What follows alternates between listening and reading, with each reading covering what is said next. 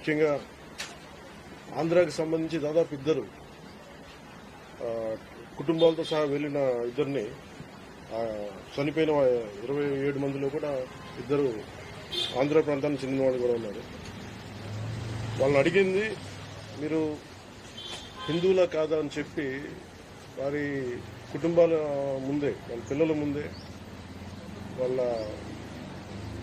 సహధర్మచారుల ముందే magazine empty చేశారు, తల లేకుండా చేశారు.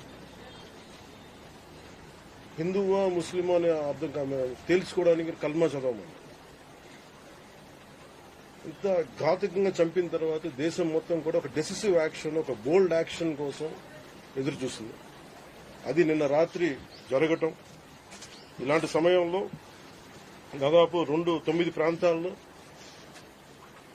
15 కిలోమీటర్ల నుంచి దాదాపు 200 కిలోమీటర్ల లోపల వరకు వెళ్లి భారతదేశ సైన్యం అక్కడున్న మిలిటరీ ఎస్టాబ్లిష్మెంట్స్ కి దాడి చేయకుండా, అక్కడున్న సివిలియన్ క్యాజువాలిటీస్ లేకుండా కేవలం ఎవరైతే ఉగ్రవాద సంస్థలు ఉన్నాయో, ముఖ్యంగా ఈ 3 సంస్థల మీద ప్రత్యేకించి దాడులు జరపడం, వాటిని ధ్వంసం చేయడం నిజంగా ఇది భారతదేశం ప్రతి ఒక్కరూ హర్షించదగ్గ విషయం.